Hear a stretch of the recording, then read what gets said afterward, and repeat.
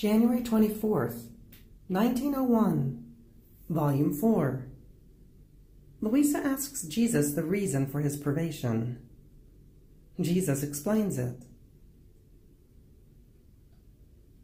Having spent the past days in silence, and sometimes also without my adorable Jesus, this morning, as he came, I lamented to him, saying, Lord, how is it that you do not come? How things have changed! It shows that it is either for the chastisement of my sins that you deprive me of your lovable presence, or because you no longer want me in this state of victim. Oh, please, I beg you, let me know your will. If I could not be opposed when you wanted the sacrifice from me, much less can I do it now that, finding me no longer worthy of being victim, you want to take me out of it.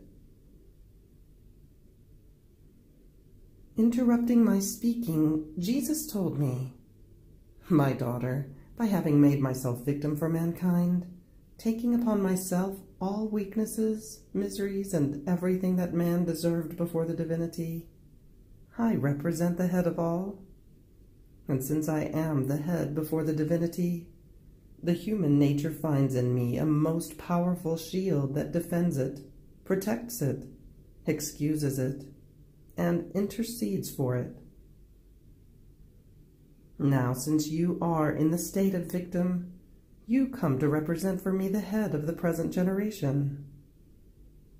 Therefore, having to send some chastisement for the good of the peoples, and to call them back to me, if I came to you as usual, by just showing myself to you, I already feel relieved. My pains are mitigated. And it happens to me as to someone who feels a strong pain and screams because of the spasm. If his pain ceased, he would no longer feel like screaming and sending out laments.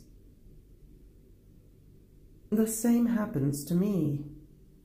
As my pains are mitigated, naturally I no longer feel like sending that chastisement. You then, also naturally in seeing me, try to spare me and to take the pains of others upon yourself. You cannot help doing your office of victim before my presence. And if you did not do so, which can never be, I would be displeased with you. Here is the cause of my privation. It is not because I want to punish your sins. I have other ways to purge you. However, I will repay you. On the days I come, I will double my visits. Aren't you happy? And I, No, Lord, I want you always. Whatever the cause might be, I do not give way to remaining a single day without you. While I was saying this, Jesus disappeared, and I returned inside myself.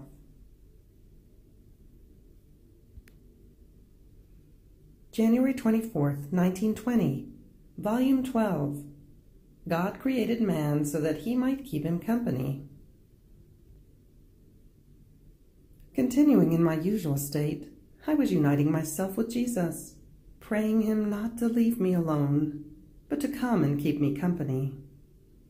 And he, moving in my interior, told me, My daughter, if you knew how I desire, yearn for, and love the company of the creature, so much that if in creating man I said, It is not good for man to be alone, let us make another creature similar to him, who may keep him company, so that one may form the delight of the other. I said these same words to my love before creating man.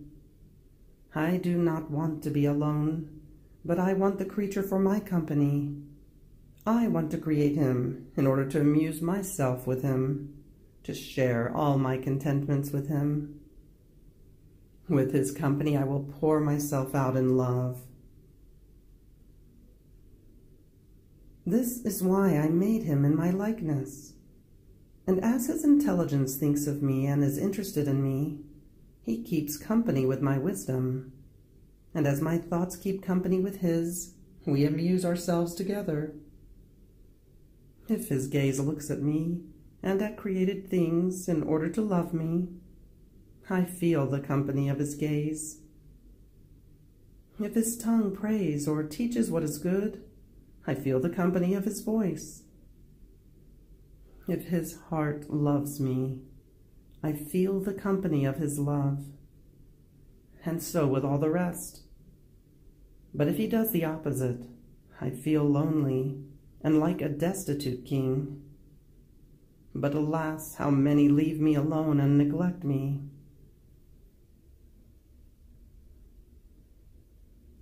January 24th, 1921, Volume 12.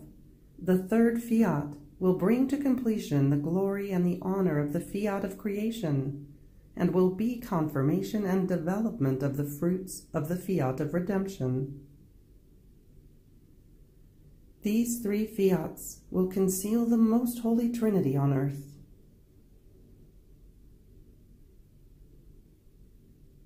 I was feeling annihilated in thinking about this blessed Fiat, but my lovable Jesus wanted to increase my confusion. It seems that he wants to make fun of me, proposing to me astonishing and almost incredible things, taking pleasure in seeing me confused and more annihilated. And what is worse is that I am forced by obedience to write them, to my greater torment. So while I was praying, my sweet Jesus leaned his head against mine, sustaining his forehead with his hand. And a light coming from his forehead told me, my daughter, the first Fiat was pronounced in creation with no intervention of creature. The second Fiat was pronounced in redemption. I wanted the intervention of the creature, and I chose my mamma for the completion of the second Fiat. Now, for the fulfillment of both, I want to pronounce the third Fiat, and I want to pronounce it through you. I have chosen you for the fulfillment of the third Fiat. This third Fiat will bring to completion the glory and the honor of the Fiat of creation, and will be confirmation and development of the fruits of the Fiat of redemption. These three Fiats will conceal the most holy Trinity on earth, and I will have the Fiat Voluntas Tua on earth as it is in heaven. These three Fiats will be inseparable. Each one will be the life of the other. They will be one and triune, but distinct among themselves. My love wants it. My glory demands it. Having unleashed the first two Fiats from the womb of my creative power, it wants to unleash the third Fiat, because my love can no longer contain it. And this, in order to complete the work which came from me. Otherwise the works of creation and of redemption would be incomplete. On hearing this, I was not only confused, but stunned, and I said to myself, is all this possible? There are so many. And if it is true that he has chosen me, it seems to me that this is one of the usual follies of Jesus. And then what could I do or say from within a bed, half crippled and inept as I am? Could I ever face the multiplicity and infinity of the Fiat of creation and of redemption? Since my Fiat is similar to the other two Fiats, I must run together with them, multiply myself with them, do the good which they do, braid myself with them. Jesus, think of what you are doing. I am not for this much.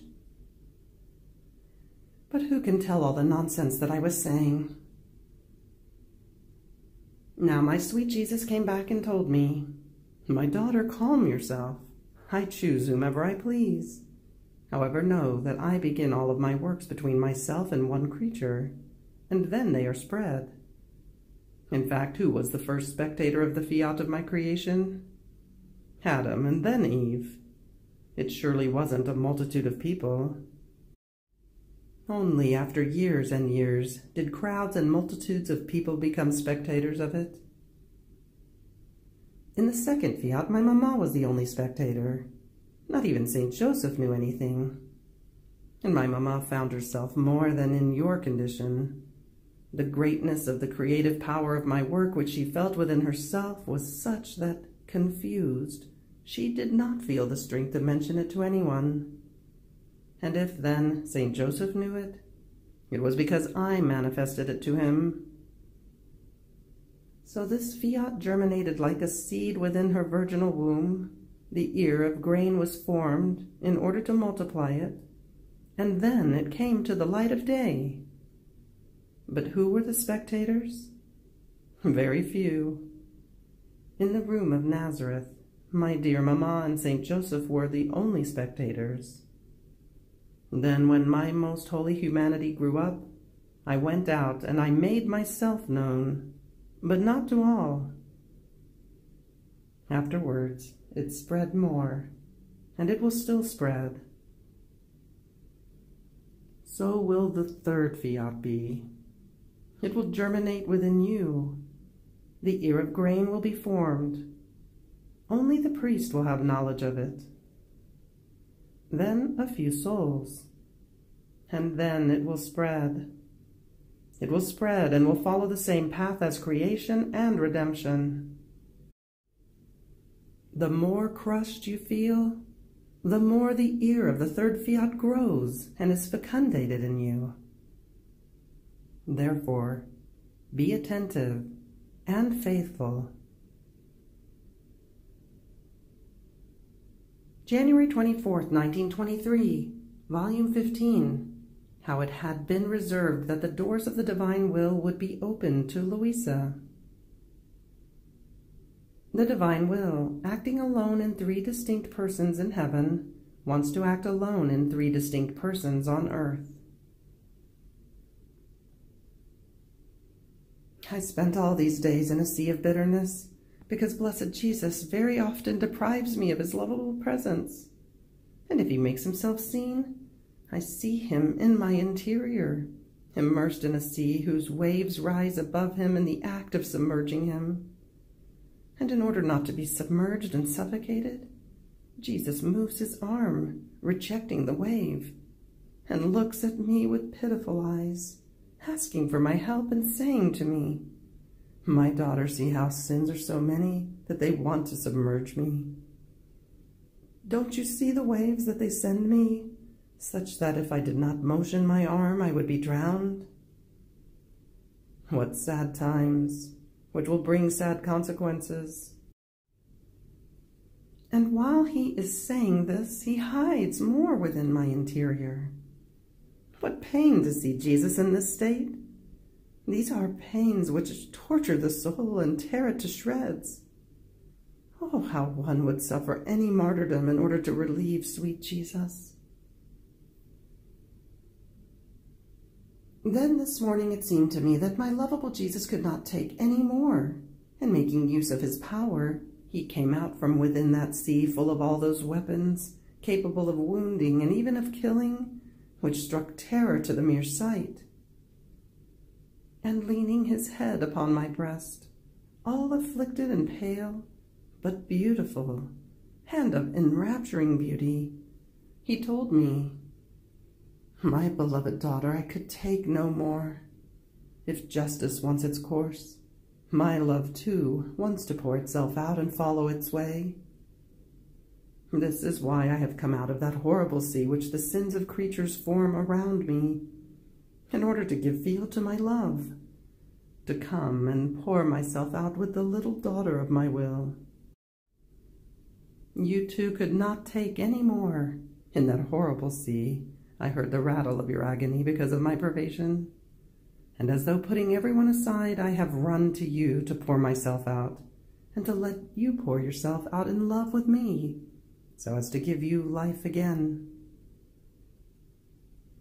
And while saying this, he squeezed me tightly to himself, kissed me, and placed his hand at my throat, almost to relieve me from the pain that he himself had given me a few days ago, when, as he strongly pulled my nerves at the place of my heart, which correspond to my throat, I remained as though choked. My Jesus was all love, and wanted me to return to him the kisses, the caresses, the squeezes that he gave me. After this, I understood that he wanted me to enter into the immense sea of his will, to be cheered from the sea of the sins of creatures. And I, clinging to him more tightly, told him, "My beloved good, together with you, I want to follow all the acts which your humanity did in the divine will. Wherever you reached, I too want to reach, so that in all of your acts you may find mine as well. So just as your intelligence, in the supreme will, went through all the intelligences of creatures, in order to give the celestial Father glory, honor, and reparation for each thought of creature in a divine manner, and seal each one of their thoughts with the light and the grace of your will, I too want to go through each thought, from the first to the last, which will have life in human minds, to repeat what was done by you. Even more, I want to unite myself with the acts of our celestial Mama, who never remained behind, but always ran together with you, and with those which your saints have done." At this last word, Jesus looked at me, and all tenderness told me, "My daughter, in my eternal will you will find all my acts, as well as those of my Mama, which enveloped all the acts of creatures, from the first to the last which will exist, as though with a mantle. This mantle is as though made as two, and one of them rose up to heaven, in order to give to my Father, with a divine will, all that creatures owed him, love, glory, reparation, and satisfaction, while the other remained as defense and help of creatures. No one else has entered into my divine will to do all that my humanity did. My saints have done my will, but have not entered into it, to do all that my will does, taking all acts as though in a twinkling of an eye, from the first to the last man, and becoming actors, spectators, and divinizers. By doing my will, one does not arrive at doing all that my eternal volition contains.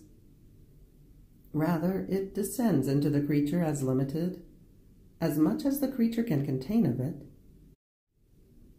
Only one who enters into it expands and diffuses himself like solar light in the eternal flights of my volition, and finding my acts and those of my Mama, he places his own.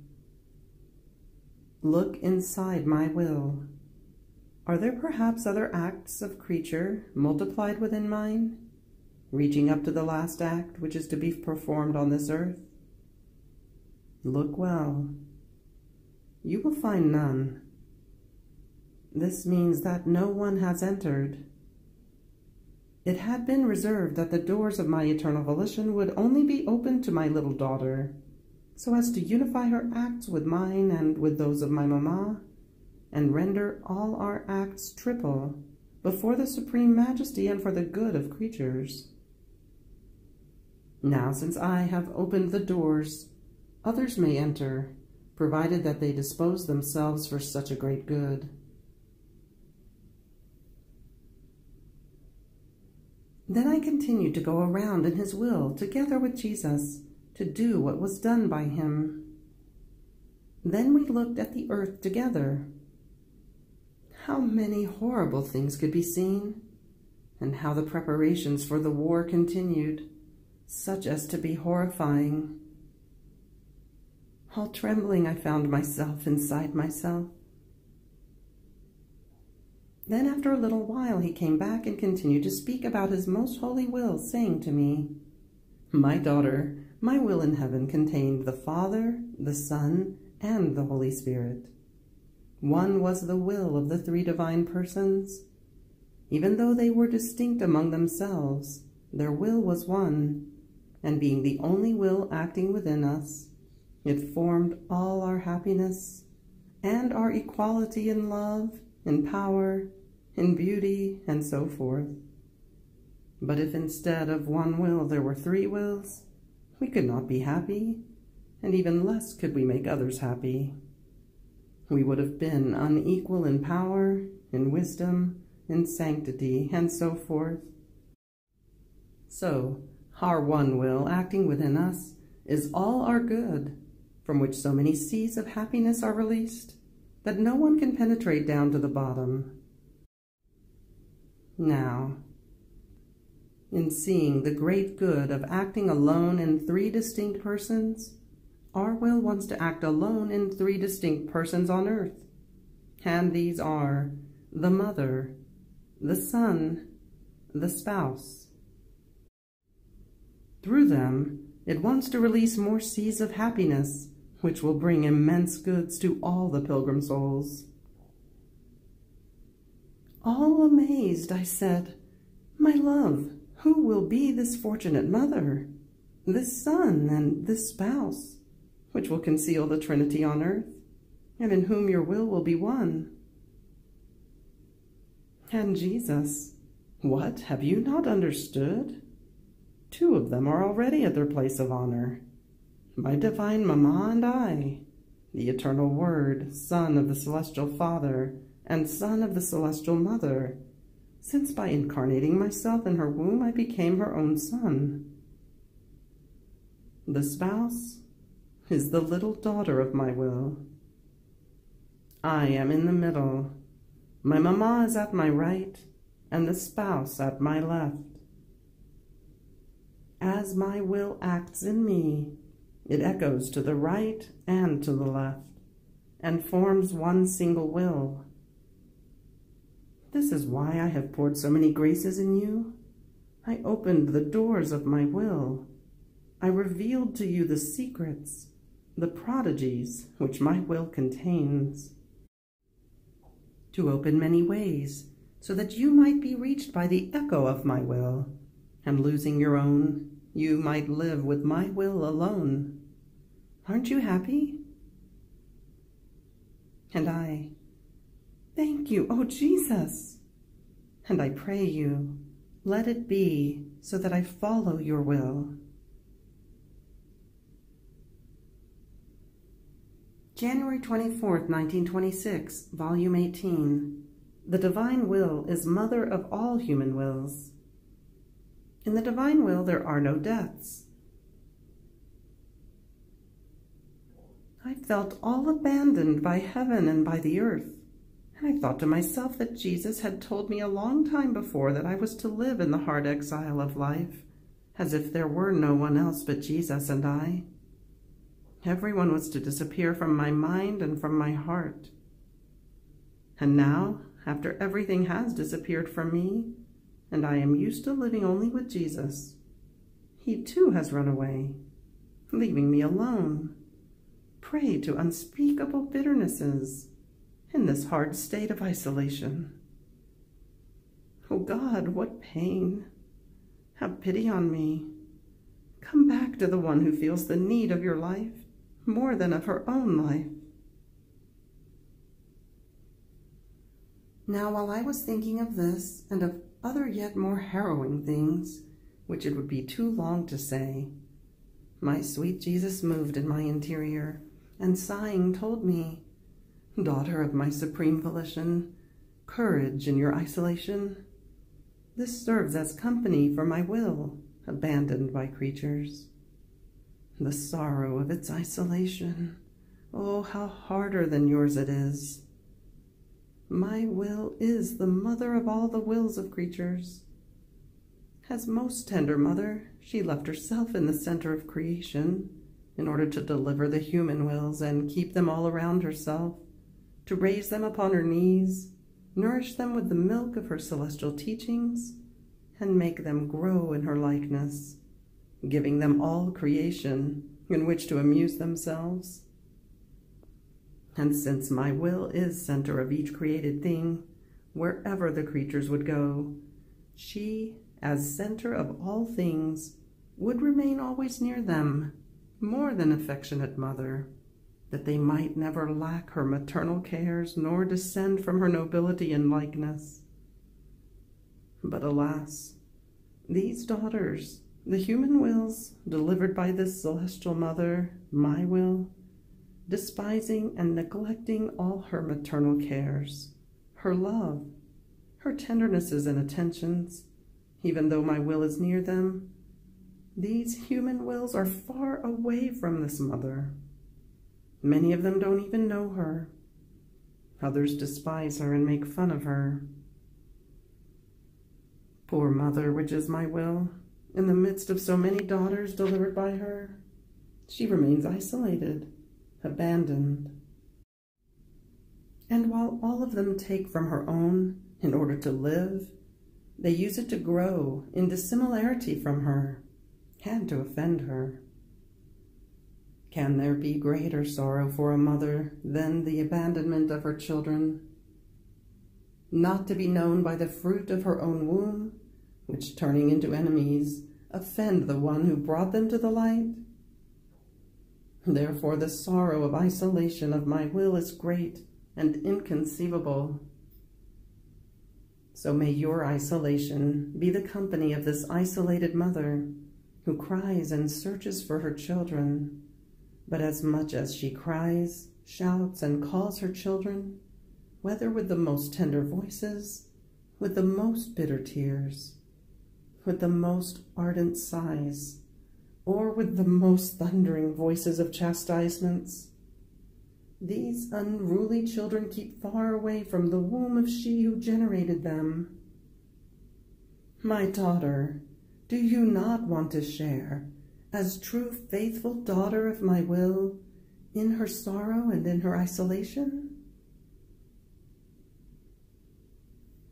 Then after this I began to do the adoration to my crucified good, but before my mind passed a long line of soldiers, all armed up, which never ended.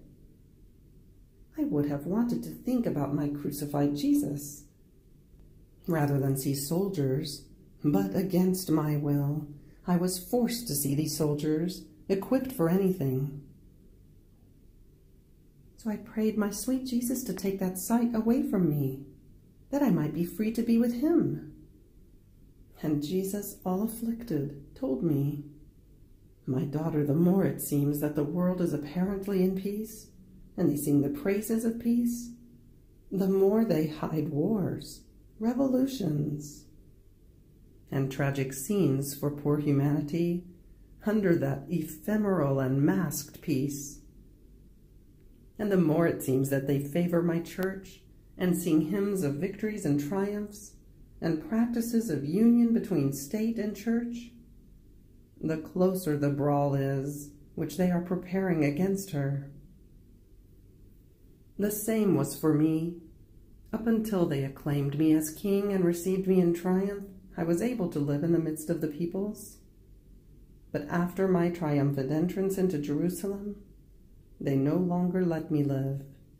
And after a few days they shouted at me, "Crucify him!" All taking arms against me, they made me die. When things do not start from a foundation of truth, they have no strength to reign for a long time, because since truth is missing, love is missing, and the life that sustains it is missing. Therefore, what they were hiding easily comes out, and they turn peace into war, and favors into revenges. Oh, how many unexpected things they are preparing. Jesus disappeared, and I remained all afflicted, thinking to myself, my beloved Jesus has told me many times that I was the little newborn of the divine will, just newly born, without having formed my little life in this supreme volition. And now that I am most in need in order to form my growth, Jesus leaves me alone. So I will be like an aborted birth in the divine will, without having existence. Don't you see then, my love, in what pitiful state I find myself, and how your very designs upon me are reduced to nothing? Oh, please, if you do not want to have pity on me, have pity on yourself, on your designs, and on your works which you have made for my poor soul. But while my poor mind wanted to go further into the sorrowful state I was in, my beloved good came out from within my interior and, looking at me thoroughly from head to foot, told me, My daughter, in my will there are neither deaths nor abortions, and one who lives in it contains, as life, the life of my will. And even if she feels herself dying, or even dead, she is in my will, which, containing life, makes her rise again, in every instant, to new light, to new beauty, grace, and happiness, delighting in preserving herself always little within itself, so as to have her great with itself. Little but strong, little but beautiful, just newly born, so that she might have nothing human but everything divine. So her life is my will alone, which will carry out all my designs without dispersing anything. You will be like the drop of water submerged within the great sea, like the grain of wheat amidst the great masses of grains. As much as the drop of water seems as though disappeared within the sea, just as the grain amidst the innumerable grains, no one can deny or take away from them the right that their life exists. Therefore do not fear, and make it so that you lose your life, in order to acquire the right to have my will alone as life. January 24th, 1932, Volume 30. Every little visit of Jesus is bearer of celestial truths. One who lives in the divine will is under the reign of the new act of God. Example of the flower. How every act done in the divine will is a stair. Office of Mother.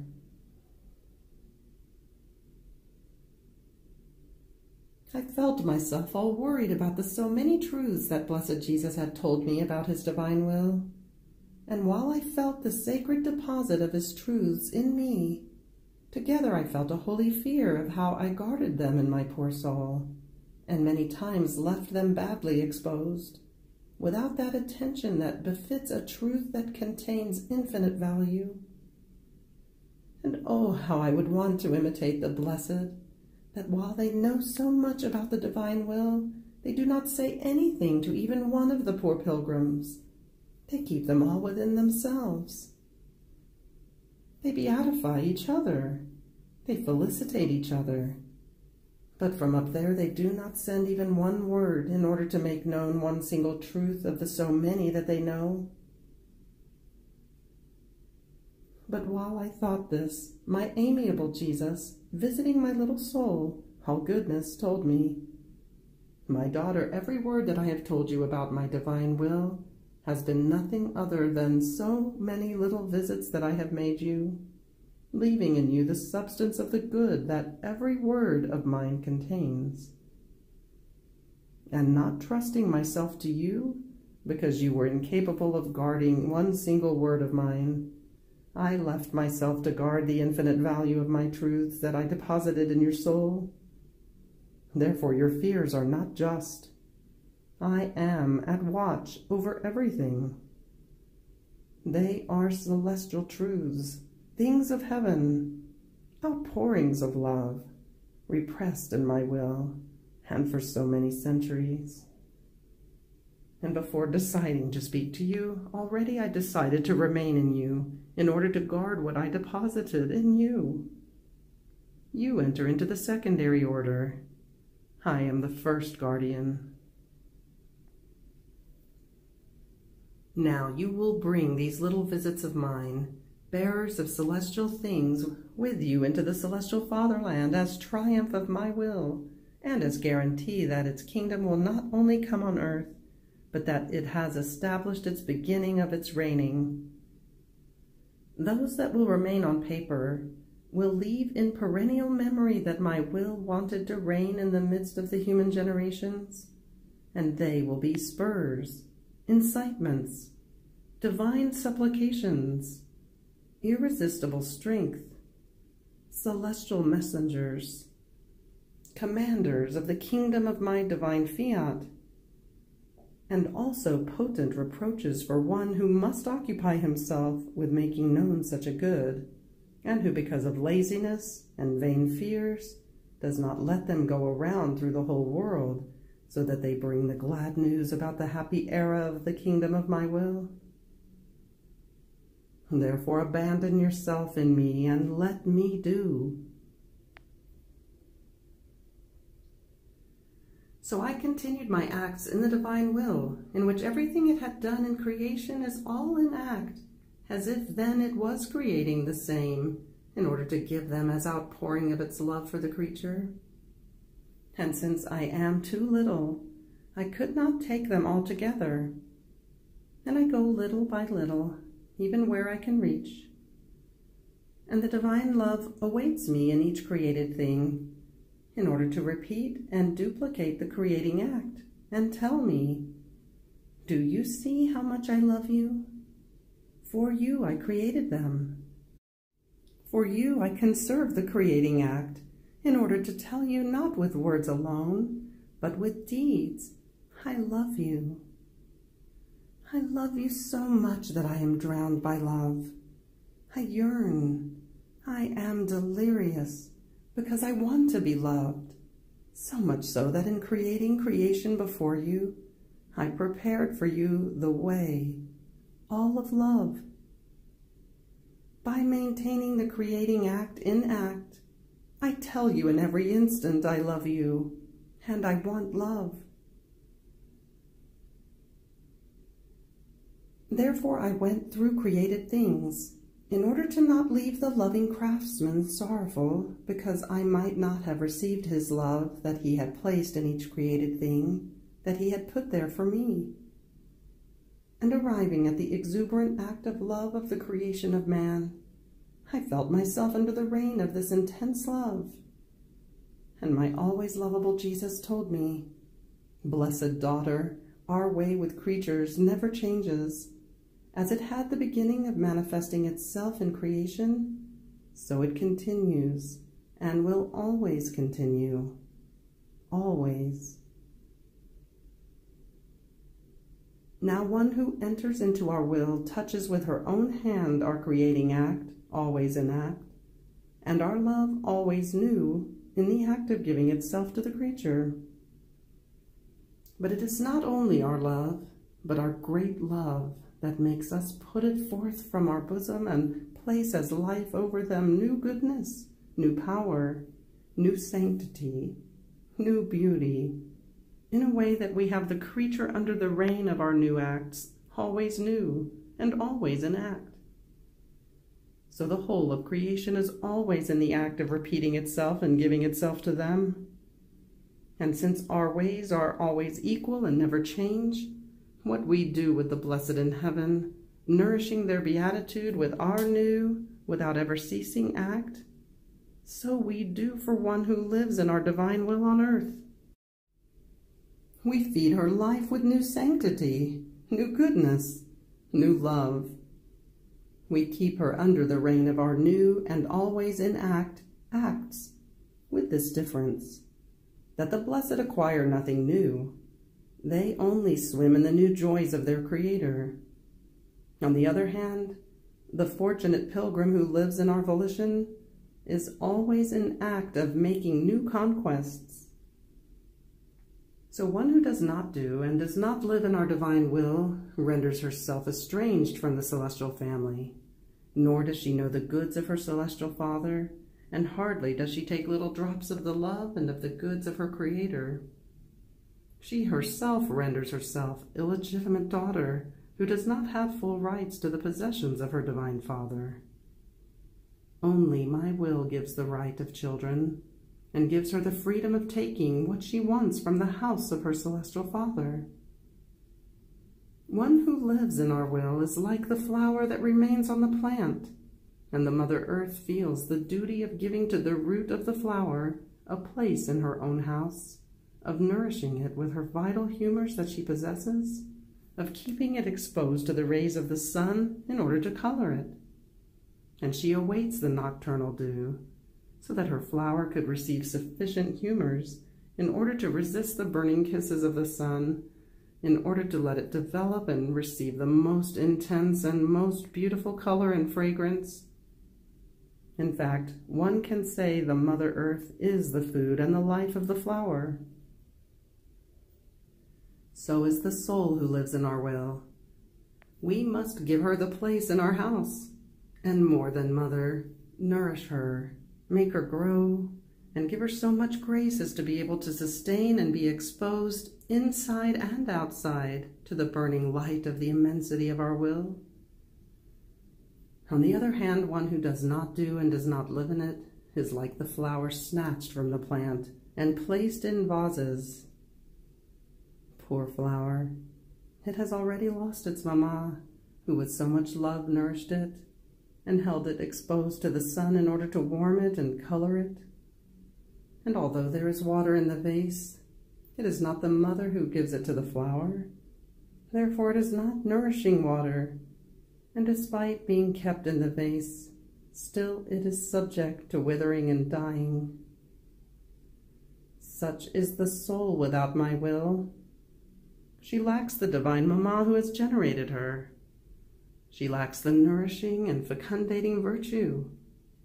She lacks the maternal heat that warms her and with its light gives her the brushstrokes of beauty in order to render her beautiful and flourishing.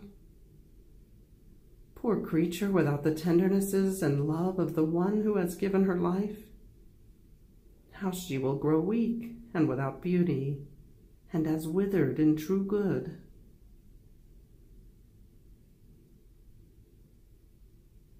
After this I was going around in the divine will in order to find all the acts of creatures, in order to place my I love you, and ask in each act of the creature for the kingdom of the divine will on earth. And my sweet Jesus added, "My daughter, when my divine will is invoked in the act of the creature, it removes the roughness of the human will, sweetens its ways, represses the violent ways, and with its light warms the works numbed by the cold of the human volition.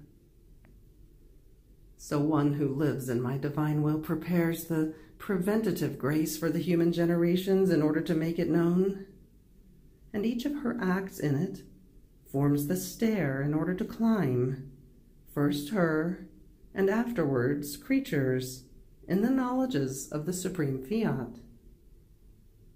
In fact, it gives the maternal virtue to one who lives in my divine will, and it gives her the office of doing before God and before creatures, the office of true mamma.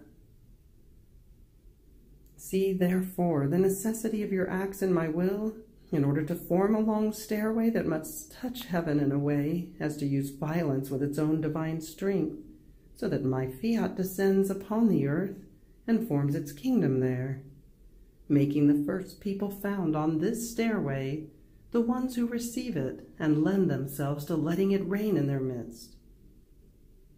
Without the stairway one cannot climb. Therefore it is necessary that one creature make it, in order to give the field of letting the others climb. And in order to make it that this one would lend herself, we must give her the office of mother, who, loving creatures as her children, given to her by my divine will, accepts the mandate and does not spare herself either fatigues or sacrifices, and if necessary, even life itself, for love of these children. More so because in giving her the office of mother, my divine will endowed the soul with maternal love and makes her feel these children in her own heart. And it gives her divine and human tenderness in order to conquer God and the creature, and unite them together so as to make him do his divine will. There is no greater honor that we can give to the creature than maternity. She is bearer of generations, and we give her the grace of forming our chosen people.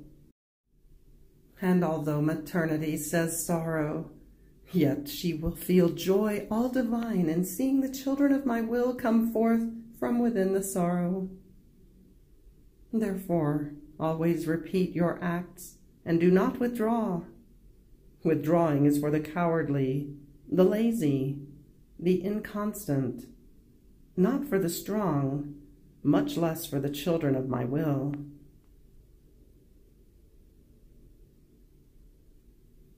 January 24th, 1937, Volume 34. The divine will, for one who lives in it, forms the repeater of its life and of its love, and it forms and extends in her the whole of creation and everything that Jesus did. How it will give her a new name, calling her my Fiat. I am at the mercy of the Supreme Fiat that always wants to give me of its, in order to keep me occupied and to always have something to do together with my poor soul. And if it perceives some little void that is not its will, with an admirable and inimitable activity, it sees what is lacking in me of all its acts that it has done for love of creatures, and all in feast it seals it in my soul, giving me a tiny little lesson. I was surprised, and my always lovable Jesus, visiting his little daughter, told me, "My good daughter, do not marvel. The love of my volition is exuberant, but with highest wisdom, because it wants to do, for one who lives in its volition, works worthy of it, the little repeaters of its life, of its love, and to hide in them the sanctity and the multiplicity of its works. It wants to continue its creative work. It wants to form, to repeat, and to extend the whole creation, and even more in one who lives in its volition. Listen to where its love reaches. My Fiat created the creation, and for each created thing it places a value, a love, and a distinct office, since it must produce a distinct good for the creatures. So much so that the sky possesses one value, one love, and one office all its own. The sun, the wind, the sea possess another, and they do distinct offices, and the same for all created things. Now listen to what my will does for one who lives in it. Everything that it does is hers. Therefore, in one act, it encloses the value, the love, and the office that the sky does, and it gives to the creature the love and the value of the sky. In another act, it pronounces its Fiat, and encloses there the value, the love that it had in creating the sun, and it lets her do the office of sun. In another, it encloses there the value of the wind, its ruling love, and pronouncing its Fiat, it lets her do the office of wind. In another, it encloses there the value of the sea, and pronouncing its Fiat, it lets her do the office of the sea, and gives her the virtue of always murmuring, love, love, love. In sum, there is no act that she does that it does not delight in pronouncing its Fiat, and there it encloses the value of the air, there the sweet song of the birds, the bleating of the lambs, there the beauty of the flowers. And if the acts of the creature do not arrive at extending the work of creation, it makes use of the heartbeat, of the breath, of the rapidity as the blood circulates in her veins. It animates everything with its Fiat, and forms there the complete creation. And when it has completed everything of all that it has done in creation for love of creatures, it extends its domain there, and with its creative strength, it conserves everything. It maintains the order of the new creation that it has formed in the acts of the creature. And it feels so very loved and glorified because it does not find creation without reason, without will, and without life, but it finds the strength of a reason, of a will and life that voluntarily has undergone in her acts the power of its Fiat, its creative virtue, its divine life itself, its ruling and untiring love. In a word, She has let it do with her what it wanted, even with her breath and with her acts. My blessed daughter, continue to listen to me. Let me pour out my love. I cannot contain it any more. I want to tell you where my love reaches and where it can reach and can do for one who lives in my fiat.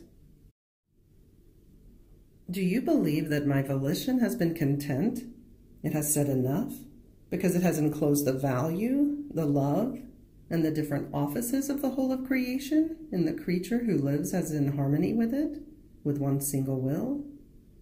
No, no, you must know that I came on earth, and in the ardor of my love, I offered my life, my sufferings, and my very death, in order to repurchase my divine will for the benefit of creatures who, with so much ingratitude, had rejected and therefore lost it.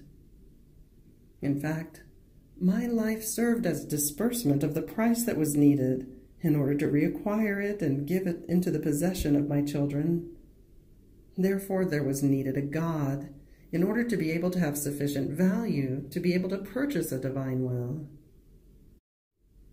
See, then, how it is certain that the kingdom of my volition will come, because the purchase was made by me. Now, my will, after having formed the order of creation, with all the sumptuousness and sublimity of its creative work, as the creature goes repeating her acts, in one act it pronounces its fiat, and forms there my life, and it encloses its value. In another act, it pronounces its fiat and encloses in her sufferings the value of my sufferings. It pronounces its fiat over her tears and places there the value of mine. Its fiat follows in her works, in her steps, in her heartbeat, and it encloses there the value of my works, of my steps, and of my love. There is no prayer or even natural acts that she does that it does not enclose the value of my acts.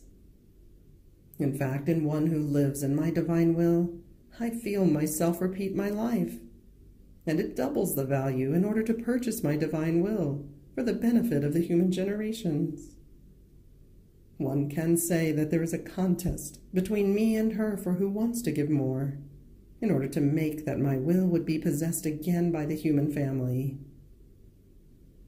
But this is not yet everything. If it does not do complete works, it is not content. To the value of the creation and redemption that it has enclosed in the soul, there it adds, with an incredible love, there it encloses the celestial fatherland and makes resound its glory, its joys, the eternal beatitudes, has seal and confirmation of the creative and redemptive work that it has formed in her. After this, in order to be more secure, it creates there its heartbeat, its breath. It makes its life, its light, circulate more than blood. And as triumphant, it gives her a new name, calling her my Fiat. This name is the most beautiful name that will make all of heaven smile and all of hell tremble. Name that I cannot give except to one who lives in my volition and has let me do in her what I want. My daughter, what can my omnipotent Fiat not do and give? It arrives at so much that it gives her rights over its own power, over its love, over its justice. It incorporates the will of the creature with itself, and it tells her, "Be attentive. I do not want anything else from you than that you do what I do. Therefore it is necessary that you are always together with me, and I with you."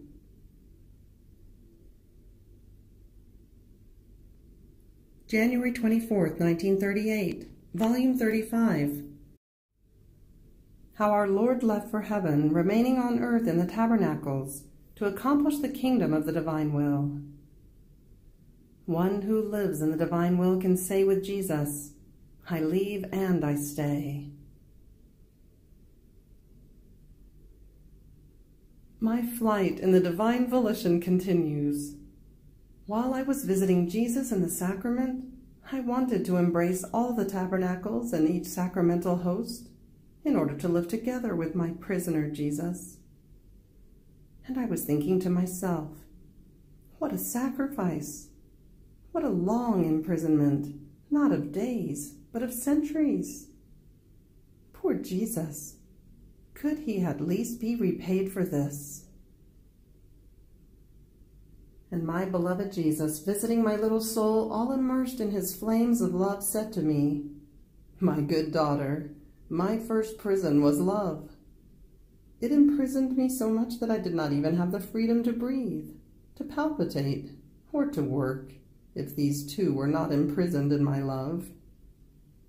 Therefore my love imprisoned me inside the tabernacle, but with reason and with highest divine wisdom.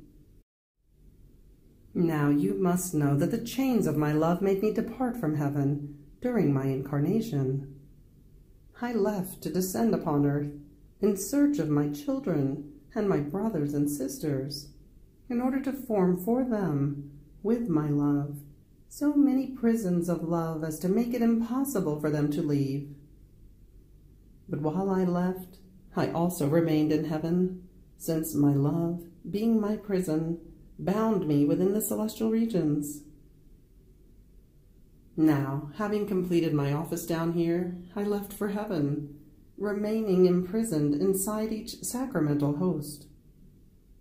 Do you know why? Because my love, being my sweet imprisonment, told me, the purpose for which you descended from heaven to earth is not accomplished. Where is the kingdom of our will? It does not exist, neither is it known. So remain there as a prisoner in each sacramental host. In this way there will not be only one Jesus, as in your humanity, but a Jesus for each sacramental host that will exist. In a fury of love, your many lives will make a way to the divinity, as well as in each heart that will receive you.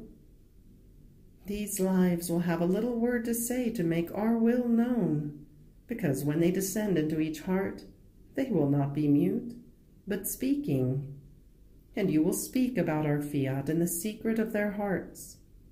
You will be the bearer of our kingdom. I recognized the demands of my love as just, so I remained willingly on earth in order to form the kingdom of my will until the complete fulfillment of the work. You see, by departing for heaven while remaining on earth, my life, spread in many sacramental hosts, will not be useless down here. I will certainly form the kingdom of my will. I would have never stayed if I knew I wasn't going to obtain the intent. More so since this is for me a sacrifice greater than my very mortal life. How many secret tears, how many bitter sighs in the midst of many devouring flames of love. I would like to devour all souls inside my love, to make those who are going to live in my divine volition rise again to new life. This kingdom will come from the center of my love. It will burn the evils of the earth, relying upon itself and arming its omnipotence. So victory after victory it will win our reign in the midst of the creatures to give it to them. But I was not satisfied to remain prisoner by myself. My love, flaring up even more, made me choose you, to make you prisoner with chains so strong as to be impossible for you to escape me. This, as an outpouring of my love, and for company in my imprisonment. To be able to talk to you extensively about my will, its anxiety, its sighs for desire to reign, and also as a pretext of my love, to be able to say before the Supreme Majesty, a creature of the human race is already our prisoner. We speak with her about our will, to make it known, and extending its kingdom. This prisoner is like a deposit for the whole human family, so that we will have our kingdom by right. I can say that each of my sacramental lives is also like a deposit that I give you, sufficient to secure my kingdom for my children. But to these many deposits, my love wanted to add the deposit of a simple creature who carries the marks of my imprisonment, so as to strengthen the bonds between creature and creator, and therefore accomplish and complete the kingdom of our will in the midst of the creatures. My prayers from each tabernacle are incessant, so that the creatures may know my will and may let it reign. And all I suffer, tears and sighs, I send to heaven in order to move the divinity, to concede a grace so great. I send it to every heart, to move them to compassion for my tears and sufferings, to make them surrender to receive such a great good. Jesus remained silent. I was thinking to myself, by making himself a prisoner, my dear Jesus did an act of heroism so great, only a God could do it. But while he is prisoner, he is also free. More so since he is free in heaven, where he enjoys the fullness of his freedom. Not only this, but even on earth, how many times does he not come to me without his sacramental veils? But having imprisoned my poor existence, he's really done it this time. He knows in what a narrow prison he has put me, and how hard my chains are. And I cannot be like him, who while being a prisoner is also free. My prison is continuous. But as I was thinking this, he continued saying, "My daughter, poor daughter of mine, you were given my own destiny. When my love wants to do good, it does not hold anything back, neither sacrifices nor pains. It almost seems as if it doesn't want to hear about anything else. Its whole purpose is to make the good it wants arise. So certainly I had to do this. This was not about any random good, but about a kingdom of divine will to be established on earth. This good will be so great that no other good can be compared to it. All other goods will be like many little drops before the sea, like little sparks before the sun. Therefore do not be surprised if I have really done it this time, as you say. Your continuous imprisonment was necessary to my love, to keep me company, and to let me speak about the knowledge of my will which is so important to me, and which I felt the need to make known. You must know that as I speak to you about it, my love repays you and frees you from the shackles of your human will, setting you free in the fields and dominions of the kingdom of my will. All the knowledge is directed to this, to unchain the creature from her will, from her passions, and from her miseries. Therefore thank me for what I have made of you. My love will know how to repay you, and will take into account every single breath of yours, and every instant of your imprisonment. After this I continued to think about the prodigies of the divine volition, and my beloved Jesus added, "Daughter of my will, as your Jesus said, in descending from heaven to earth, I leave and I stay. When he ascended into heaven, he said, I stay and I leave.